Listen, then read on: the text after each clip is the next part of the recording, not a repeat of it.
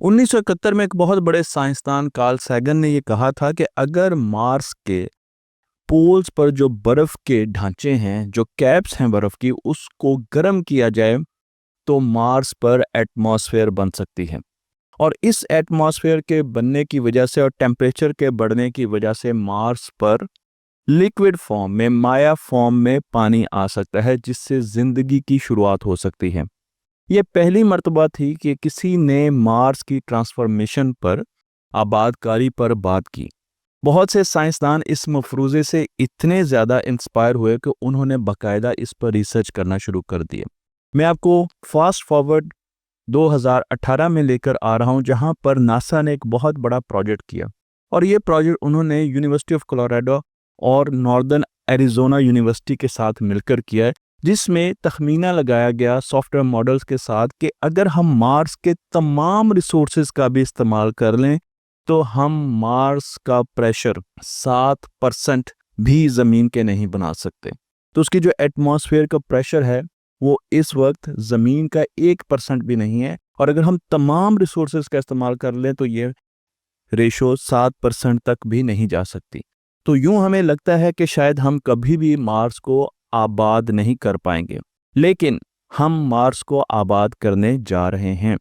और इस सीरीज में हम आपको उन टेक्नोलॉजीज के बारे में बताने जा रहे हैं, क्योंकि सवाल ये नहीं है कि हम मार्स को कैसे आबाद करेंगे, क्योंकि हम जानते हैं मार्स को टेक्नोलॉजी की मदद से आबाद किया जाएगा, और उन टेक्नोलॉजीज पर हम बहुत तफसील से इस सीरीज में बात करेंगे। सवाल ये है कि हम मार्स को कब तक आबाद करेंगे, जिसका जवाब मेरे ख्याल में ज़्यादा मुश्किल है। इस सीरीज में हम बात करेंगे नैनो पार्टिकल्स की, किस तरीके से वो मार्स के एटमॉस्फेयर को चेंज करेंगे। हम सिंथेटिक लाइफ को इंजीनियरिंग करके किस तरीके से मार्स की तरफ लेकर जाएंगे और मार्स को आबाद करेंगे। क्या मार्स से हमें एस्ट्रॉयड को भी टकराना पड़ेगा और वो एस्ट्रॉयड हमें काइपर बेल्ट से लाना पड़ेगा? इस पर भी हम बात करने जा रहे हैं, क्योंकि ये इंजीनियरिंग की एक बहुत बड़ी मिसाल है। और आखिर में हम आर्टिफिशियल मैग्नेटोस्फेयर की भी बात करेंगे कि क्या हम मार्स को एक मस्नूई मैग्नेटिक फील्ड भी देने जा रहे हैं।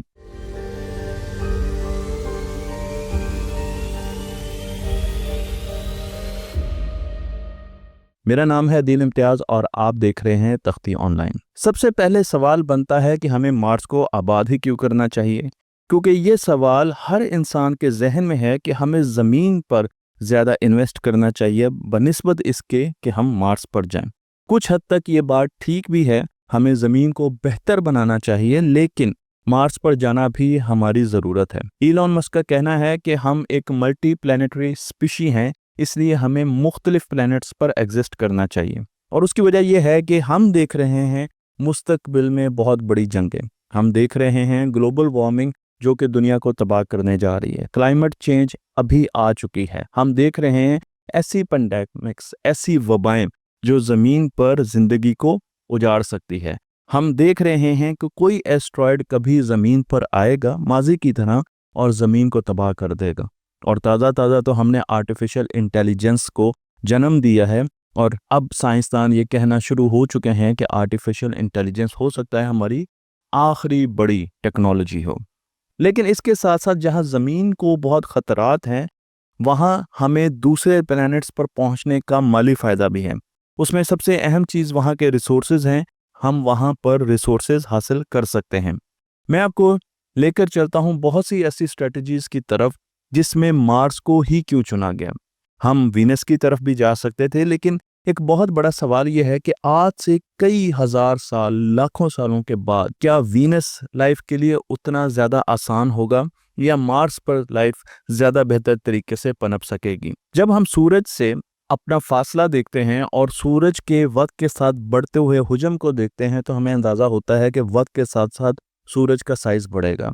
और वो हिस्सा जहां आज हमारी ज़मीन मौजूद है, जिसे गोल्डीलॉक रीजन कहा जाता है, जहां पानी लिक्विड माया फॉर्म में एग्जिस्ट करता है, वो हिस्सा आहिस्ता आहिस्ता आगे जाना शुरू हो जाएगा और मार्स तक पहुंचेगा। तो एक वक्त ऐसा आएगा कि ज़मीन बहुत ज़्यादा हिद्दत रखेगी और मार्स हैबिटेबल होगा। मार्स पर ऐसे टेम्परेचर होंगे जहां पर इंसान रह सकेगा। उसके साथ साथ मार्स ज़मीन से बहुत मिलता जुलता भी है। अगर मार्स के दिन रात की बात की जाए तो 24.6 घंटों का दिन होता है, जो कि ज़मीन से बहुत ज़्यादा करीब है। यहाँ पर आइस मिलती है हमें, यहाँ पर पोलर रीजन्स में हमें बड़े बड़े आइस के ज़खायर भी मिले हैं, और हमें ये भी लगता है कि मार्स की ज़मीन के नीचे भी पानी मौजूद है, कार्बन डाइऑक्साइड भी मौजूद है, तो पौधे भी यहाँ पर पनप सकते हैं। और उसके साथ साथ मार्स पर चीज़ें लैंड कर सकती हैं, जहाज़ लैंड कर सकते हैं। इसकी हार्ड सरफेस है, जो कि हमें सैटर्न और जुपिटर में मौजूद नहीं मिलती। इसलिए मार्स पर बहुत सी ऐसी चीज़ें हैं जो ज़मीन से मुशाबहत रखती हैं, और इसलिए हम मार्स की तरफ जा रहे हैं। मार्स का अगर टेम्परेचर देखा जाए तो कम से कम टेम्परेचर -60 डिग्री से भी नीचे चला जाता है, और कुछ जगहों पर मार्स का टेम्परेचर 20 डिग्री सेंटीग्रेड तक भी होता है। लेकिन बिलअमूम मार्स का टेम्परेचर ज़मीन से बहुत ज़्यादा कम है, और इसी वजह से यहाँ पर लाइफ को बढ़ने में बहुत मुश्किल पेश आ रही है। इस टेम्परेचर के कम होने की एक मेन वजह यह है कि मार्स के पास अपनी मैग्नेटिक फील्ड नहीं है। कायनात से कॉस्मिक रेडिएशंस और सूरज से जितनी भी कॉस्मिक रेडिएशन आती हैं वो मार्स पर डायरेक्ट हिट करती हैं, और इसलिए लाइफ का वहाँ पर बढ़ना तकरीबन नामुमकिन हो चुका है। और कॉम्प्लेक्स लाइफ इसलिए हमें अभी तक मार्स पर नज़र नहीं आई। बेसिकली तो हमें बहुत छोटी लाइफ भी अभी उसके शवाहिद नहीं मिले कि वो मार्स पर मौजूद है। हमें मार्स पर पानी लेके आना है, क्योंकि ज़िंदगी पानी से आगे बढ़ती है। इसलिए पानी को लाने के लिए हमें बहुत जिद्दोजहद करनी पड़ेगी, और जब एक मरतबा पानी आ गया तो माइक्रोबियल लाइफ आएगी, और फिर माइक्रोबियल लाइफ के साथ कॉम्प्लेक्स लाइफ, पौधे और इंसान भी वहाँ पर जाके रह सकेंगे। तो मैं लेकर चल रहा हूँ आपको एक रिसर्च पेपर की तरफ, और ये रिसर्च पेपर शाया हुआ है साइंटिफिक एडवांसेस में, और इसे ग्राउंड ब्रेकिंग स्टडी कहते हैं, जिसमें ये बताया गया है कि हम नैनो पार्टिकल्स का इस्तेमाल करते हुए मार्स को गर्म कर सकते हैं। नैनो पार्टिकल्स के बारे में अगर आप नहीं जानते तो जब हम बहुत छोटे साइज की तरफ जाते हैं, 10 की ताकत -9 मीटर के साइज पर जाते हैं, तो यहाँ पर हमें जो चीज़ें मिलती हैं वो नैनो स्केल पर मिलती हैं। 1 नैनोमीटर आपको यहाँ पर दिखाया गया है। तो नैनो पार्टिकल 1 नैनोमीटर से लेकर 100 नैनोमीटर तक, और कुछ जगह पर 1000 नैनोमीटर तक भी उनका साइज हो सकता है। तो हम इतने छोटे लेवल पर जा रहे हैं रेत के ज़र्रों की इंजीनियरिंग करने के लिए। और अगर आप एक रेत का ज़र्रा देखें, मैं माइक्रोस्कोप से आपको रेत की तस्वीर दिखा रहा हूँ, तो रेत के एक ज़र्रे की जो उसका साइज़ होता है वो 62,500 नैनोमीटर भी हो सकता है, और बड़े जो रेत के छोटे पार्टिकल्स होते हैं वो 2 लाख नैनोमीटर बड़े हो सकते हैं। तो हमने इन पार्टिकल को इस तरीके से इंजीनियर करना है, जिसका तरीक़ाकार इस पेपर में बताया गया है, ताकि ये मार्स का टेम्परेचर ट्रैप कर सकें। और अगर ये मार्स का टेम्परेचर ट्रैप कर सकते हैं तो मार्स तकरीबन 50 डिग्री फ़ारेनहाइट गर्म हो सकता है। और ज़मीन पर की गई सिमुलेशन से पता चलता है कि अगर इतना temperature 50 degree Fahrenheit temperature Mars का बढ़ जाए तो वहाँ पर माइक्रोबियल लाइफ एग्जिस्ट कर सकती है, चाहे वो हम ज़मीन से ही ले जाएं। अभी तो एग्जिस्ट ही नहीं कर सकती। जितने भी पहले ट्रांसफॉर्मेशन के इस किस्म के आइडियाज़ दिए गए, उसमें ये ट्रांसफॉर्मेशन का जो आइडिया है 5000 गुना ज़्यादा एफिशिएंट है और ज़्यादा एप्लीकेबल है। इसे देने वाले 2 साइंसदान हैं जिनकी तस्वीर मैं आपको यहाँ पर दिखा रहा हूँ, समाना अंसारी और professor Homann. Northwestern McCormick school of engineering से इनका ताल्लुक है, और इन्होंने ये बताया कि जब इन ज़र्रों को छोड़ा जाएगा, इन ज़र्रों का साइज़ होगा 9 माइक्रोमीटर, 9 माइक्रोमीटर। और ज़्यादातर ये ज़र्रे एल्यूमिनियम और आयरन के बने होंगे, यानी कि हम मार्स से इनको बना सकेंगे। हमें ज़मीन से अलग चीज़ें लेकर जाने नहीं पड़ेंगी, बल्कि हम वो टेक्नोलॉजीज़ डेवलप कर रहे हैं जो कि इन सिटू होती हैं। इसका मतलब ये है कि वो मार्स के रिसोर्सेज का इस्तेमाल करते हुए बनाई जा सकती हैं। तो जब इन ज़र्रों को फेंका जाएगा एटमॉस्फेयर में, तो लाइट की स्कैटरिंग को ये चेंज करेंगे, और जो रोशनी मार्स की ज़मीन तक पहुंचती है वो जब वापस निकलेगी तो थर्मल इंफ्रारेड रेडिएशन को ये बाहर नहीं निकलने देंगे, स्पेस में नहीं जाने देंगे, और ये उसे ट्रैप कर लेंगे। तो मार्स की जो एटमॉस्फेयर वो आहिस्ता आहिस्ता गर्म होना शुरू हो जाएगी, ग्रीन हाउस इफेक्ट क्रिएट करेंगे। ग्रीन हाउस इफेक्ट हमारी ज़मीन पर भी क्रिएट होता है, जिसमें बहुत सी गैसेस हिस्सा लेती हैं, जिन्हें ग्रीन हाउस गैसेस कहा जाता है। और इन साइंसदानों का ये कहना था कि अगर हम मार्स में 30 लीटर इन पार्टिकल्स के पर सेकंड इंजेक्ट करें 10 सालों के लिए, तो इसका टेम्परेचर कई जगहों पर 30 डिग्री सेंटीग्रेड तक आ सकता है। इतना ज़्यादा ग्रीन हाउस इफेक्ट होगा और उससे वहाँ पर लाइफ जन्म ले सकती है। लेकिन अभी भी सवालात हैं, और सवालात ये हैं कि इन नैनो पार्टिकल्स, क्योंकि ये सिंथेटिक पार्टिकल्स हैं, आर्टिफिशियल पार्टिकल्स हैं, इन नैनो पार्टिकल की लाइफ क्या होगी? क्या अगर ये 50 साल के बाद, 100 साल के बाद अपनी वैल्यू खो देते हैं, अपनी इंजीनियरिंग खो देते हैं और ये हीट को ट्रैप नहीं कर पाते, तो उस वक्त उस लाइफ का क्या होगा जो कि मार्स पर जा चुकी है या वहाँ पर परवान चढ़ रही है? तो एक तो ये बहुत बड़ा क्वेश्चन है कि इन नैनो पार्टिकल्स की लाइफ टाइम क्या होगा और इनकी रिलायबिलिटी क्या होगी। और दूसरा सवाल ये है, क्योंकि जब भी हम कुछ टेक्नोलॉजी बनाते हैं तो हमें उसका इकोसिस्टम कंप्लीट करना चाहिए, उसका साइकिल पूरा करना चाहिए। आज तक ज़्यादातर जितनी भी हमने टेक्नोलॉजीज़ बनाई, जिस तरह कारखाने बनाए और वो CO2 ज़मीन के एटमॉस्फेयर में धड़ाधड़ फेंक रहे हैं, और फिर हमने सोचा नहीं कि उस CO2 का हम क्या करेंगे, तो साइकिल पूरा नहीं किया, जिसकी वजह से ग्लोबल वार्मिंग जैसा अफरियत हमारे पीछे पड़ा हुआ है। अब हमें इस चीज़ का बहुत ज़्यादा ख्याल रखना है। तो जब हम मार्स को गर्म करेंगे तो जो वहाँ पर आइस है उसके अंदर जो CO2 ट्रैप है, या जब और जगह से भी CO2 जो है वो ज़्यादा बनेगी, तो उस CO2 का क्या करेंगे? उसे, क्योंकि CO2 ज़्यादा गर्मी करेगी और हम ऑलरेडी उसको गर्म कर रहे हैं, तो ये एक पॉजिटिव फीडबैक लूप बन जाएगा जो कि बहुत ज़्यादा प्रॉब्लम कर सकता है।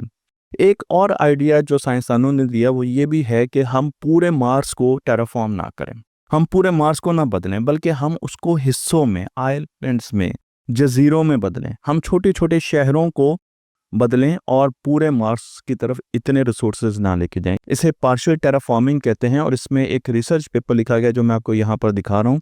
और इस रिसर्च में बताया गया कि ऐसे मटेरियल्स हम बना रहे हैं जो कि मुख्तलिफ बिल्डिंग्स को टेराफॉर्म कर सकें मार्स पर। इस मटेरियल का नाम है जो इन मुख्तलिफ शीट्स में इस्तेमाल होगा, सिलिका एरोजेल। सिलिका एरोजेल की शीट्स बनाई जा रही हैं जो कि 2 से 3 सेंटीमीटर बड़ी होंगी। और इस पेपर में जो कि मैं आपको यहाँ पर दिखा रहा हूँ, जो कि नेचर में, जर्नल नेचर में पब्लिश हुआ है, उसने बताया कि ये शीट 90% रोशनी के लिए पोरस है। 90% पोरस होती हैं, इनमें रस्ते होते हैं, तो 90% रोशनी जो है वो इनसे फिल्टर थ्रू हो सकती है। लेकिन ये अल्ट्रा वायलेट रेडिएशन को नहीं आने देगा, और अल्ट्रा वायलेट रेडिएशन को मार्स की ज़मीन तक नहीं आने देगा, जो कि बहुत ज़्यादा लाइफ के लिए ख़तरनाक है, और इंफ्रारेड को वापस नहीं जाने देगा, तो हीट को भी ट्रैप करेगा। मैं आपको यहाँ पर एक तस्वीर भी दिखा रहा हूँ जो कि इस रिसर्च पेपर में दिखाई गई कि इस तरीके से हमें ये जो शीट्स हैं मार्स में मुख्तलिफ जगहों पर रखनी पड़ेंगी ताकि इसका टेम्परेचर बढ़ सके और वहाँ पर जो आइस है वो मेल्ट हो सके और पानी मिल सके। इस पूरे प्रोसेस में जो मुख्तलिफ शक्लें निकल कर आती हैं, जिस तरीके से इन शीट्स का इस्तेमाल किया जाएगा, वो कुछ यूँ है कि कुछ जगहों पर तो ज़मीन पर ये शीट्स डायरेक्ट ही रख दी जाएंगी। अगर हम पोलर एरिया में हैं जहाँ पर बर्फ़ है, तो वहाँ पर इन शीट्स को डायरेक्ट रख दिया जाएगा। लेकिन अगर हम बायोस्फीयर्स बना रहे हैं, हम ऐसे बड़े बड़े शहर बना रहे हैं जो कि डोम में महफूज हैं, जिनके अंदर हम जिंदगी को परवान चढ़ाएंगे, तो उनका जो स्ट्रक्चर है वो इन शीट से मिलकर बनेगा। ये बायोस्फीयर्स को बनाने के लिए इस्तेमाल होंगे, जिस तरीके से मैंने आपको यहाँ पर एक तस्वीर भी दिखाई है, और ये तस्वीर मैंने खुद AI से जनरेट की है ताकि आपको समझ आ सके। तो हम इस तरीके से छोटे छोटे शहर बसाएंगे जहाँ पर सिलिका एरोजेल की जो शीट्स हैं उनका बहुत ज़्यादा इस्तेमाल किया जाएगा, और उसके ज़रिए हम टेम्परेचर बढ़ाएंगे और बहुत वसी पैमाने पर जो बर्फ़ है उसको पानी की शक्ल में लेकर आएंगे। लेकिन आखिर में एक फ़िलॉसॉफ़िकल सवाल है, और वो सवाल ये है कि जब हम ज़मीन से ज़िंदगी मार्स पर लेकर जाएंगे, इंसानों की शक्ल में, माइक्रोब्स की शक्ल में, या और जानदारों की शक्ल में, तो अगर मार्स पर ज़िंदगी एग्जिस्ट करती है, अभी तक साबित नहीं हुआ, अगर एग्जिस्ट करती है तो उस ज़िंदगी का क्या बनेगा? क्योंकि हो सकता है जिन कंडीशंस में वो ज़िंदगी परवान चढ़ रही है वो ज़मीन से तो बहुत मुख्तलिफ हैं, तो वो लाइफ भी हमसे बहुत ज़्यादा मुख्तलिफ हो। ये एक बहुत बड़ा सवाल है कि क्या ज़मीन की ज़िंदगी उसे डोमिनेट कर देगी, या शायद हम उनका भी ख्याल करेंगे। मैं आपको लेकर चलता हूँ एक ऐसे मंसूबे की तरफ जिसमें हम मार्स को पानी ना सिर्फ बाहर से दे सकेंगे, बल्कि मार्स की अपनी भी पानी की कमी को दूर कर सकेंगे। क्योंकि एक अंदाजे के मुताबिक मार्स पर पानी बहुत ही कम मौजूद है, और उसकी सतह पर लिक्विड पानी तो मौजूद ही नहीं है। पानी गया कहाँ? साइंसदानों का ये ख्याल है कि 2 ही जगह हैं जहाँ पानी जा सकता है, या तो वो हवा में एवेपोरेट हो गया है, या वो ज़मीन के अंदर चला गया है। और क्योंकि मार्स की एटमॉस्फेरिक प्रेशर इतना कम है कि पानी लिक्विड फॉर्म में एग्जिस्ट ही नहीं कर सकता। जब तक हम मार्स की एटमॉस्फेयर को बनाएंगे तब तक बहुत टाइम गुजर चुका होगा, इसलिए हमें कोई रेडिकल किस्म का आउट ऑफ बॉक्स सोल्यूशन चाहिए। इस आउट ऑफ बॉक्स सोल्यूशन को हासिल करने के लिए हम ये सोचते हैं कि ज़मीन पर पानी कैसे आया था। आज हम ये जानते हैं कि ज़मीन पर पानी मुख्तलिफ किस्म के एस्ट्रॉयड से आया था जो कि आउटर स्पेस से आकर ज़मीन पर टकराए थे, और इन एस्ट्रॉयड्स में पानी मौजूद था जो कि ज़मीन की तरफ आया और ज़मीन में पानी हमें आज मुहैया है। क्या हम इसी किस्म के एस्ट्रॉयड अपने सोलर सिस्टम में नहीं ढूंढ सकते? और अगर हमारे सोलर सिस्टम में ऐसे एस्ट्रॉयड मौजूद हैं तो क्या उन्हें मार्स से टकराया नहीं जा सकता? मैं आपको यहाँ पर दिखा रहा हूँ सी टाइप एस्ट्रॉयड्स। ये एक खास किस्म के एस्ट्रॉयड्स होते हैं जिनमें पानी मौजूद होता है। गोया कि इनमें कार्बोनेशियस एलिमेंट्स भी मौजूद होते हैं, लेकिन ऐसे एस्ट्रॉयड हमारी एस्ट्रॉयड बेल्ट में मौजूद हैं। लेकिन काइपर बेल्ट में जब हम सोलर सिस्टम से बाहर की तरफ जाते हैं, आउटर स्पेस की तरफ जाते हैं, तो वहाँ पर बहुत से ऐसे एस्ट्रॉयड मौजूद हैं जिनमें पानी की बहुत ज़्यादा वाज़ेह हमें मिकदार मिलती है। एस्ट्रॉयड 3 किस्म के होते हैं, सी टाइप, एस टाइप और M type. C type carbonaceous और इनमें पानी बहुत ज़्यादा होता है, एस टाइप में सिलिकेट होते हैं, और एम टाइप में आयरन और मुख्तलिफ किस्म की मेटल्स होती हैं, निकल होती हैं। जब हम एस्ट्रॉयड्स की बात करते हैं तो बहुत से ख्यालात हमारे जहन में आते हैं और बहुत से नाम भी हमारे जहन में आते हैं जो कि मार्स से टकराए जा सकते हैं। मसलन सीरीज़ और वेस्टा हमारे सामने मौजूद हैं। इनके साइज़ में आपको तस्वीर में दिखा रहा हूँ। हम एक्सपेरिमेंट के तौर पर इनको अपनी जगह से मूव करा के मार्स पर टकरा सकते हैं, क्योंकि हमने कुछ अरसे पहले ऐसे एक्सपेरिमेंट किए हैं जिन्हें डार्ट एक्सपेरिमेंट कहा जाता है, जिसमें हमने एक स्पेस रॉक को दूसरी स्पेस रॉक के साथ कोलाइड कराया है। तो इस किस्म की टेक्नोलॉजी तो हम बेहतर करते जा रहे हैं, लेकिन हम इस किस्म के एस्ट्रॉयड को डायरेक्शन में, एक ख़ास डायरेक्शन में मूव करके मार्स से टकरा सकते हैं। अब आपका सवाल ये होगा कि मार्स से अगर एक एस्ट्रॉयड को टकराना है तो किस जगह टकराना है? मैं आपको यहाँ पर मार्स का एक नक्शा दिखा रहा हूँ और इसमें एक नीले रंग का आपको सर्कल नज़र आ रहा है। ये वो जगह है जो मार्स पर बहुत ज़्यादा गहरी है, डिप्रेशन है, और इसकी वजह यह है कि बहुत अरसे पहले यहाँ पर आकर एक स्पेस रॉक लगी और उसका खड्डा जो है, उसका क्रेटर यहाँ पर अभी भी मौजूद है। इस जगह को हेलिस प्लेनिशिया कहते हैं। हेलिस प्लेनिशिया वो जगह है जहाँ पर हम या साइंसदान एस्ट्रॉयड को टकराना चाह रहे हैं। वो चाह रहे हैं कि साउदर्न हेमिस्फीयर में जो ये जगह है, इस पर आकर हम एस्ट्रॉयड को टकराएं ताकि ये खड्डा जो है ये पानी से भर जाए। और जब इतना बड़ा पानी का ज़ख़ीरा हमारे पास होगा तो फिर हमारे लिए बहुत आसान होगी। तो रेसिपी क्या है, एल्गोरिदम क्या है फ्यूचर का? बड़ा सिंपल है। सबसे पहले आपने सेलेक्ट करना है एक ऐसे एस्ट्रॉयड जिसकी केमिस्ट्री ठीक हो, उसमें सिर्फ पानी ना हो, बल्कि अगर उसमें ऐसे कंपाउंड्स भी हैं जो कि ज़िंदगी के लिए चाहिए, ज़िंदगी को फ़ायदा देते हैं, तो हमें सबसे पहले बड़े केयरफुली उन एस्ट्रॉयड का इंतखाब करना पड़ेगा। उसके बाद हमें उनके साथ इंजन लगाने होंगे और उन्हें मूव करना होगा। उनकी मूवमेंट, उनको एक रॉकेट की तरह हमें ज़मीन की तरफ लाना होगा, उनको नेविगेट करना पड़ेगा। तीसरा पॉइंट, नेविगेशन के लिए अगर काइपर बेल्ट से आ रहा है तो, अगर करीब से आ रहा है तो 23 साल, और अगर काइपर बेल्ट से आ रहा है तो 23 से तकरीबन 69 ईयर्स लग सकते हैं नासा के मुताबिक इस एस्ट्रॉयड को मार्स पर लाने के लिए। लेकिन यहाँ पर एक बात वाज़ेह करता जाऊँ कि सिर्फ एक एस्ट्रॉयड की बात नहीं हो रही, हमें बहुत से एस्ट्रॉयड बरसाने पड़ेंगे, लेकिन ये बड़े एस्ट्रॉयड की बात हो रही है जो कि हमें काइपर बेल्ट से लाना पड़ेगा। इसके अलावा भी बहुत से एस्ट्रॉयड आएंगे, क्योंकि ज़मीन पर भी बहुत से एस्ट्रॉयड आके लगे थे तो पानी आया था, और जैसे ही आकर लगेगा तो बहुत बड़ा एक एक्सप्लोजन होगा और उसके बाद वॉल्केनिक एक्टिविटी शुरू होगी। और वॉल्केनिक एक्टिविटी में आपको पता है कि मुख्तलिफ़ किस्म की गैसेस और एशेज़ जो है वो अमिट होती हैं और एटमॉस्फेयर बनना शुरू होगी। मार्स की एटमॉस्फेयर आहिस्ता आहिस्ता बनना शुरू हो जाएगी। इस पूरे प्रोजेक्ट के लिए बहुत ज़्यादा एनर्जी की और बहुत ज़्यादा टेक्नोलॉजी की ज़रूरत है, क्योंकि अगर हमने काइपर बेल्ट तक जाना है तो उसमें बहुत ज़्यादा वक्त की ज़रूरत है, और वो एनर्जी इतनी ज़्यादा है कि अभी कई सालों की अगर ज़मीन पर जो एनर्जी हम यूज़ कर रहे हैं उसको इकट्ठा कर लिया जाए, उससे भी ज़्यादा ये एनर्जी है जो कि हमें चाहिए। तो फिर इसका हल क्या है? इसका हल ये है कि हम एक थर्मोन्यूक्लियर रिएक्टर, जिस तरीके से फ्यूजन रिएक्टर होता है जिस पर आजकल बहुत बात हो रही है, फ्यूजन रिएक्टर एक किस्म का थर्मोन्यूक्लियर रिएक्टर है, तो हम थर्मोन्यूक्लियर रिएक्टर का इस्तेमाल करें, उसके इंजन्स का इस्तेमाल करें, और फिर हम ये काम बड़ी जल्दी कर सकते हैं और हमें एनर्जी का वो प्रोफाइल भी मिल सकता है। मैं आपको लेकर चलता हूँ एक और साइंसदान की तरफ जिनका नाम है लेजिक ज़िचोव्स्की। नाम बड़ा मुश्किल है, लेकिन लेजिक साहब जो हैं उन्होंने एक पेपर अभी पढ़ा है। पेपर उन्होंने पढ़ा है lunar and planetary science conference 2025 में, मई में, 1 मई को ये पेपर पढ़ा गया। इतना रिसेंट पेपर है। और ये प्रोफेसर है institute of geophysics of Polish academy of sciences के। और इन्होंने कहा कि मार्स पर हमें सिंथेटिक लाइफ और ऐसी लाइफ लेकर जानी पड़ेगी ज़मीन से जो कि हार्श वेदर में ज़िंदा रह सके। और क्योंकि वहाँ पर पानी की हम बात कर रहे हैं और पानी को रिवाइव करने की कोशिश कर रहे हैं, तो जो ऑक्सीजन है, जब पानी हमें कुछ मिल जाएगा तो हमें ऑक्सीजन प्रोड्यूस करनी होगी, क्योंकि ऑक्सीजन प्रोड्यूस करने के लिए हमें माइक्रोब्स की ज़रूरत है। इसलिए जब तक हम ऑक्सीजन नहीं प्रोड्यूस कर सकेंगे तो हम पूरे तरीके से मार्स को आबाद नहीं कर सकेंगे। तो अब अगला चैप्टर जो आ रहा है वो ये कि हमने ऑक्सीजन कैसे प्रोड्यूस करनी है। और उसके लिए उनका ये ख्याल है कि हमें ज़मीन से सिंथेटिक लाइफ या इंजीनियर्ड लाइफ लेकर जानी पड़ेगी। आपका सवाल ये होगा कि ज़मीन की लाइफ ही क्यों नहीं हम उधर लेके जा सकते। उसकी वजह यह है कि ज़मीन की जो कंडीशंस हैं और मार्स की जो कंडीशंस हैं उनमें बहुत फ़र्क है। इसलिए ज़मीन पर जो ऐसे माइक्रोब्स हैं जो कि एक्सट्रीमोफाइल्स हैं, जो बहुत एक्सट्रीम कंडीशंस में भी ज़िंदा रह सकते हैं, उनको भी हमें चेंज कर उनको भी बायो इंजीनियरिंग करके हमें मार्स पर लेके जाना पड़ेगा ताकि वो वहाँ पर सर्वाइव कर सकें। और उनका फ़ायदा ये होता है कि वो छोटे साइज़ के होते हैं, ईजिली हम लेके जा सकते हैं रॉकेट्स के ज़रिए। उनकी रिप्रोडक्शन बड़ी फास्ट होती है और मेटाबॉलिक वर्सटैलिटी होती है। तो ये वो तीनों फ़ायदे हैं जो कि नासा ने अपने रिसर्च पेपर्स में लिखे हैं। और उन्होंने ये बताया कि वो बहुत से जो माइक्रोब्स हैं उनको इंजीनियरिंग कर रहे हैं।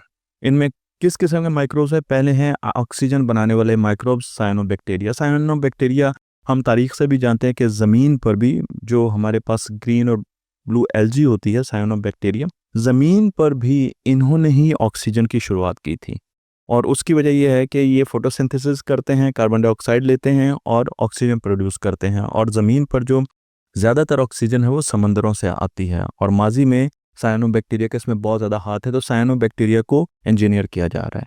उसके साथ साथ हमने ज़मीन को ज़रखेज़ भी बनाना है, क्योंकि उसमें पौधे भी उगाने हैं। तो उसके लिए भी हम नाइट्रोजन फिक्सिंग बैक्टीरिया है, जिसका नाम मैं आपको यहाँ पर दिखा रहा हूँ, उसे इंजीनियर कर रहे हैं और उसको लेके जा रहे हैं ताकि वो एटमॉस्फेयर से नाइट्रोजन को ले सके और ऐसे प्रोडक्ट में कन्वर्ट कर सके जो कि पौधे इस्तेमाल करते हैं, और वो है अमोनिया। तो अमोनिया में कन्वर्ट करके वो पौधों को दे सके। तो हम नाइट्रोजन फिक्सिंग बैक्टीरियाज पर भी बहुत ज़्यादा काम कर रहे हैं। और उसके साथ साथ हम ऐसे बैक्टीरियाज पर भी काम कर रहे हैं जो कि हमें मुख्तलिफ़ किस्म के स्ट्रक्चर्स वहाँ पर दे सकते हैं। मैं आपको यहाँ पर इंडिया में भी ये रिसर्च हो रही है और उसके अलावा अमेरिका में भी हो रही है।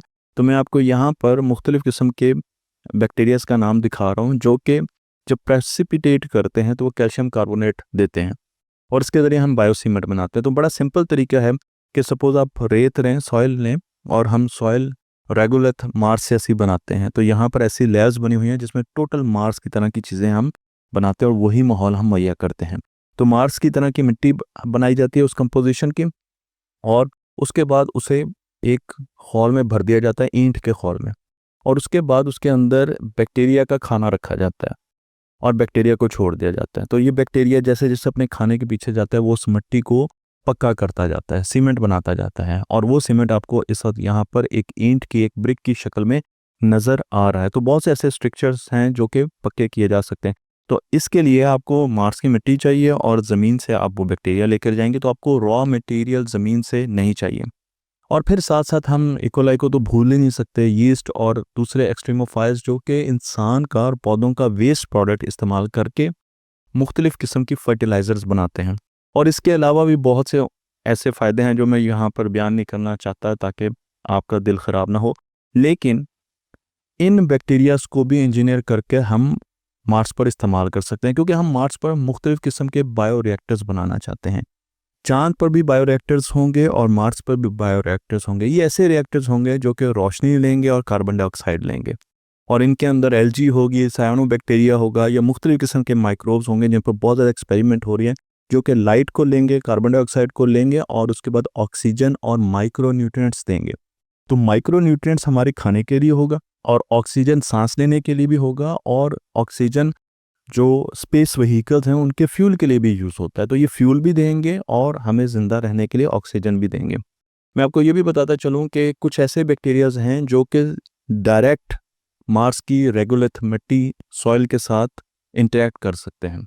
और जब वो इंटरेक्ट करते हैं तो वो ऑक्सीजन प्रोड्यूस करते हैं। और यही हाल चांद की मिट्टी के साथ भी है, क्योंकि चांद की मिट्टी में और मार्स की मिट्टी में ऑक्सीजन मौजूद है मुख्तलिफ शक्लों में। तो ऐसे माइक्रोब्स भी हम लेकर जाएंगे जो कि डायरेक्ट जब उनको मार्स की मिट्टी के साथ मिक्स किया जाएगा तो हमें ऑक्सीजन मिलना शुरू हो जाएगी। ये बहुत सी ऐसी चीज़ें हैं, सिंथेटिक लाइफ है, जो कि हम मार्स की तरफ देख रहे हैं और इनको इंजीनियर किया जा रहा है।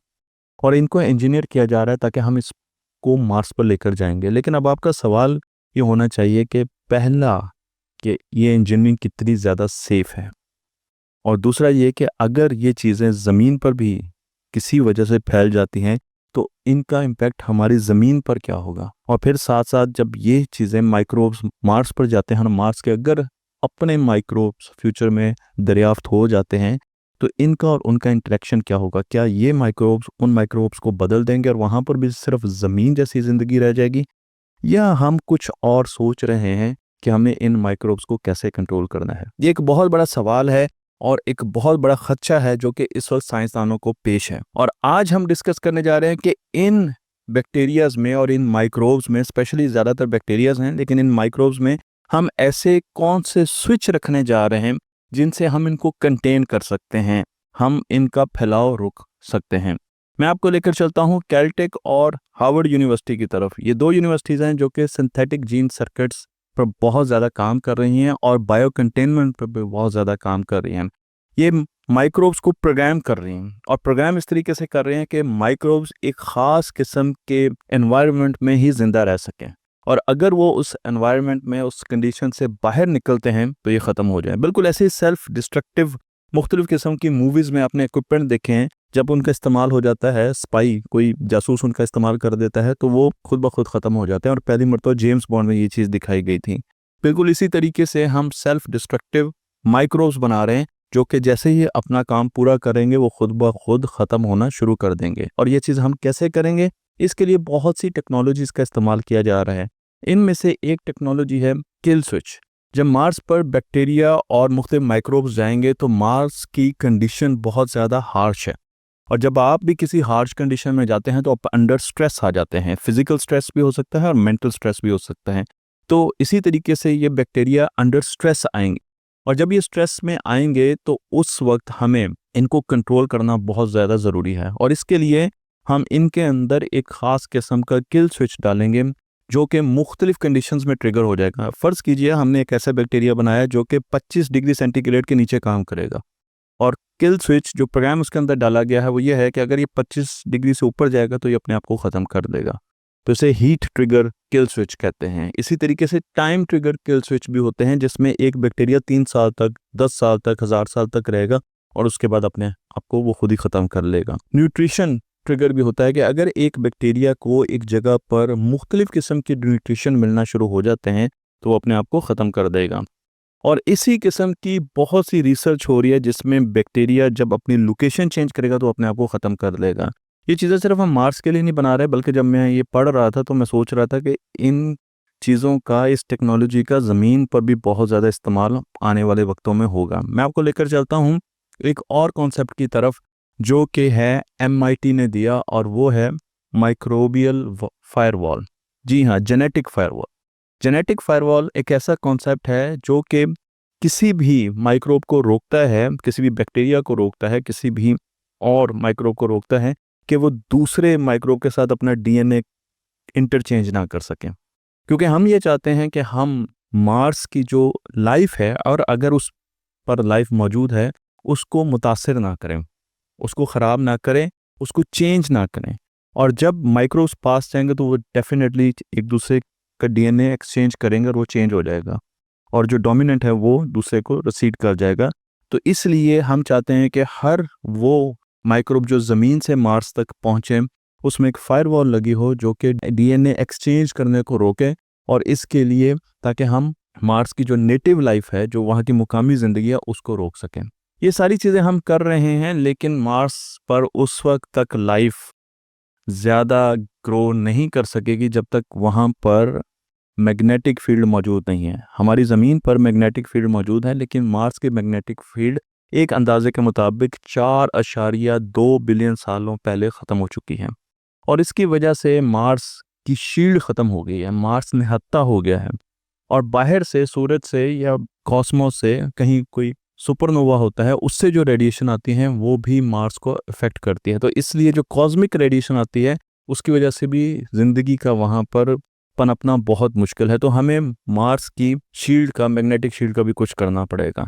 और मैग्नेटिक शील्ड ज़मीन पर मौजूद है, इसलिए ज़मीन पर ज़िंदगी भी है और इसीलिए ज़मीन पर बहुत सी ऐसी रेडिएशन नहीं पहुंचती जो कि मैग्नेटिक फील्ड खुद ही उसको फिल्टर कर लेती है। तो लाइफ के लिए बहुत ज़रूरी है कि मार्स के पास मैग्नेटिक फील्ड। और अब मैग्नेटिक फील्ड मार्स को कैसे दी जा सकती है, क्योंकि जब बाहर से तूफान आते हैं, स्टॉर्म्स आते हैं और सोलर स्टॉर्म आता है या बाहर से भी कोई तूफान आते हैं, तो हमारी मैग्नेटिक फील्ड होने के बावजूद भी कई मरतबा पावर फेलियर्स होते हैं, कम्युनिकेशन फेलियर हो जाता है, जीपीएस काम नहीं करता। लेकिन जब हम मार्स पर जाएंगे और टेक्नोलॉजी बनाएंगे तो वहाँ पर तो कोई मैग्नेटिक फील्ड है ही नहीं, तो वहाँ पर तो हर रोज़ यही काम करना पड़ेगा। इसलिए एक बहुत ही बड़ा मिशन भेजा गया 2013 में, मेवन मिशन, और उसने जाकर मार्स के मैग्नेटिक फील्ड को असेस किया। उसने जो हमें इंफॉर्मेशन दी उससे पता चला कि मार्स अपनी एटमॉस्फेयर को 100 ग्राम पर सेकंड की रफ्तार से खो रहा है। तो मार्स की जो एटमॉस्फेयर है वो आहिस्ता आहिस्ता एवेपोरेट हो रही है, ख़त्म हो रही है। तो पहले उसकी जो एटमॉस्फेयर है वो 1% है ज़मीन का, और वो भी आहिस्ता आहिस्ता ख़त्म हो रही है। इसलिए ये बहुत ज़्यादा ख़तरनाक है और उसकी वजह से ये हो रहा है कि CO2 स्पेस में जा रही है, पानी भी स्पेस में जा रहा है, एवेपोरेट हो रहा है, स्पेस में जा रहा है, जो कि मार्स पर रुक नहीं रहा। और इस वजह से मार्स की आबादकारी बहुत ज़्यादा मुश्किल होती जा रही है। तो अब इसके लिए एक बहुत डिफरेंट किस्म का सोल्यूशन है, और ये सोल्यूशन लेके आए हैं डॉक्टर जेम्स एल ग्रीन, जो कि नासा के चीफ साइंटिस्ट हैं। और उन्होंने ये प्रपोजल दिया है कि हम अगर लैग्रांज पॉइंट, हमारे सोलर सिस्टम में कई लैग्रांज पॉइंट हैं, हम इनमें से एक लैग्रांज पॉइंट जिसे L1 कहते हैं, L1 पर एक ऐसा स्ट्रक्चर खड़ा कर दें जो कि मार्स की मैग्नेटिक, आर्टिफिशियल मैग्नेटिक फील्ड बना दें, जो कि ज़मीन से और मार्स से अलाइन हो। इस किस्म का स्ट्रक्चर अगर हम खड़ा कर दें, सूरज और मार्स के बीच में एक मैग्नेटिक फील्ड बना दें, तो मार्स को एक आर्टिफिशियल मैग्नेटिक फील्ड मिल जाएगी और वहाँ पर पानी जो है उसके टेम्परेचर भी बढ़ना शुरू हो जाएगा, क्योंकि एटमॉस्फेयर आ जाएगी, पानी भी आ जाएगा, ज़िंदगी भी आ जाएगी। तो काफ़ी ज़्यादा मसले हल हो जाएंगे। लेकिन मार्स को एक मैग्नेटिक फील्ड कैसे दी जा सकती है, इसके लिए उन्होंने कहा कि एक डायपोल मैग्नेट हमें बनाना पड़ेगा, जो कि सुपर कंडक्टर भी हो सकता है या वो कोई मैग्नेटिक स्ट्रक्चर भी हो सकता है, जिसे L1 पर रखना पड़ेगा। और वो इतना बड़ा स्ट्रक्चर हो कि वो पूरे मार्स को मैग्नेटिक फील्ड दे। और जब ये मैग्नेटिक फील्ड मार्स को मिलेगी तो इसका जो ऑक्सीजन बाहर जा रही है, कार्बन डाइऑक्साइड जा रही है, पानी बाहर जा रहा है, वो ख़त्म हो जाएगा और इसके अंदर हीट ट्रैप करना शुरू हो जाएगी और इसके एटमॉस्फेयर बनना शुरू हो जाएगी। अब आपका सवाल ये होगा कि अगर ये सारी चीज़ें हो जाती हैं तो मार्स का जो टेम्परेचर वो कितना बढ़ेगा। डॉक्टर साहब ने ये बताया कि हमने ज़मीन पर इसकी पूरी सिमुलेशंस की हैं और मार्स का टेम्परेचर 4 से 7 डिग्री सेंटीग्रेड बढ़ेगा। ये इतना टेम्परेचर है, कुछ जगहों पर पानी लिक्विड फॉर्म में आ जाएगा, और साथ साथ वो ये भी कह रहे हैं कि कुछ जगह पर बायोडाइवर्सिटी शुरू हो जाएगी, यानी हमें ज़िंदगी मिलना शुरू हो जाएगी और इकोसिस्टम को भी इंजीनियर किया जा सकता है। इसके लिए जो इतनी बड़ी मैग्नेटिक फील्ड को जनरेट किया जा सकता है, उसके लिए हमें न्यूक्लियर रिएक्टर या सोलर एरेज की ज़रूरत होगी। बहुत ज़्यादा एनर्जी चाहिए, बहुत ज़्यादा रिसोर्सेज चाहिए। ये एक फिक्शनल आइडिया है, लेकिन जितने भी फिक्शनल आइडियाज़ हम सोचते हैं उनमें से ज़्यादातर मुस्तकबिल की टेक्नोलॉजीज़ बन जाती हैं। उसके साथ साथ उन्होंने ये भी कहा कि हमें AI की भी मदद हासिल होगी अब, इसलिए अब बड़ी तेज़ी से वो चीज़ें बनेंगी जो पहले बहुत अरसे तक हम सोचते थे कि बनेंगी, अब वो बड़ी तेज़ी से मार्ज़ वजूद में आएंगी, क्योंकि आर्टिफिशियल इंटेलिजेंस उस पर बहुत ज़्यादा काम कर रही है। लेकिन सवाल ये पैदा होता है कि एक दिन अगर ये डायपोल मैग्नेट बंद हो गया तो, अगर ये न्यूक्लियर रिएक्टर बंद हो गया तो मार्स पर मैग्नेटिक फील्ड नहीं रहेगी। उसका मतलब ये है कि ज़िंदगी तबाह हो जाएगी। इसलिए हमें वहाँ पर रिडंडेंसी चाहिए, हमें वहाँ पर इस किस्म का बैकअप प्लान चाहिए कि अगर हमारा एक रिएक्टर फेल होता है तो मल्टीपल रिएक्टर हों, ताकि मैग्नेटिक फील्ड किसी भी कंडीशन में मार्स की ख़त्म ना हो सके। मैंने आपको यहाँ पर बहुत सी टेक्नोलॉजीज़ के बारे में बताया इस सीरीज़ में, जो कि मार्स के लिए बनाई जा रही हैं, और जब हम बाहर के लिए, स्पेस के लिए कोई टेक्नोलॉजी बनाते हैं तो ज़मीन पर उसका फ़ायदा ऑटोमेटिकली होता है। लेकिन बहुत सी ऐसी टेक्नोलॉजीज़ हैं जिन पर हमने अभी बात नहीं की, और वो ये है कि हम वेदर को कैसे इंजीनियर करेंगे, हम मार्स के बादलों को साथ क्या करेंगे, हम मार्स की जियो इंजीनियरिंग कैसे करेंगे, हम मार्स पर जो कॉम्प्लेक्स लाइफ है जिसमें ह्यूमंस भी मार्स पर जाएंगे, उनमें जो चेंजेस आएंगी उनको किस तरीके से हैंडल करेंगे। इन सारी चीज़ों को, और फिर हम बड़े बड़े जो कॉलोनीज़ है वो कैसे बनाएंगे। तो सबसे पहले तो हमने एटमॉस्फेयर बनानी है और पानी लेके आना है। तो इस सीरीज़ का मकसद ये था कि हम पहले एटमॉस्फेयर और पानी लेके आएँ, और उसके बाद हम फ्यूचर जो होगा उसमें देखेंगे कि जब पानी भी आ गया, एटमॉस्फेयर भी आ गया, तो अब एटमॉस्फेयर की इंजीनियरिंग कैसे होगी, वेदर इंजीनियरिंग कैसे होगी, हम स्ट्रक्चर्स कैसे बनाएंगे, हम कहाँ पर रहेंगे, ऊपर रहेंगे या मार्स की ज़मीन के नीचे रहेंगे। इन चीज़ों को हम अगली सीरीज़ में डिस्कस करने जा रहे हैं। मैं आपको ये भी बताता चलूँ कि आपका सवाल होगा कि टाइमलाइन क्या होगी। मार्स की जो ट्रांसफॉर्मेशन है इसकी टाइमलाइन के बारे में अभी हमें भी अंदाज़ा नहीं है। इस वक्त तो शायद कुछ साइंसदान ये कह रहे हैं कि इस पर हज़ारों साल लगेंगे, और एक तखमीने के मुताबिक तो इस पर 1 लाख साल भी लग सकते हैं। लेकिन जितनी तेज़ी से टेक्नोलॉजी चेंज होती है, ये टाइम करीब आता जाएगा। हम जितनी तेज़ी से नई नई टेक्नोलॉजीज लेकर आएंगे, जिस तरीके से अब 3 सालों में जो हमने एआई के साथ चीज़ें करना शुरू की हैं, वो एक बहुत बड़ी रेवोल्यूशन है। इस तरह की रेवोल्यूशन जितनी तेज़ी से आएंगी, आगे क्वांटम कंप्यूटर्स आ रहे हैं और बहुत सी टेक्नोलॉजीज आ रही हैं, तो ये जो 1 लाख साल या 50,000 साल हम इस टाइमलाइन पर बात कर रहे हैं, ये बहुत पहले भी आ सकता है। इसलिए हमारे पास विजन होना चाहिए और हमें समझ आनी चाहिए कि हम किस तरफ जा रहे हैं। अगर आप ये समझते हैं कि ये सारी साइंस फिक्शन है, तो मैं डॉक्टर जिम ग्रीन, नासा की जो नासा से ताल्लुक़ रखते हैं, उनका एक आपको छोटी सी कोटेशन बताना चाहता हूँ कि this is not science fiction, it's a physics. We have the math, the model and the vision, now we need the will. ये उनका कहना है कि हमारे पास सिर्फ ज़ुबानी बातें नहीं हैं, बल्कि हम ये पूरी सिमुलेशनें करके देख चुके हैं। हमें पता है कि फ़िज़िक्स कैसे इस्तेमाल होगी, हमें पता है कि टेक्नोलॉजी कैसे बनेगी, और हमारा विज़न क्या है। हमें विल चाहिए कि हम ये काम कर सकें। मुझे उम्मीद है कि ये सीरीज़ आपको पसंद आई होगी, और आप अपने सवालात ज़रूर नीचे लिखेंगे कमेंट्स में, और हम उन सवालात पर बहुत सी डिस्कशन करेंगे। तख्ती ऑनलाइन को लाइक कीजिए, शेयर कीजिए और अपने साइंस चैनल को फैलाते रहिए।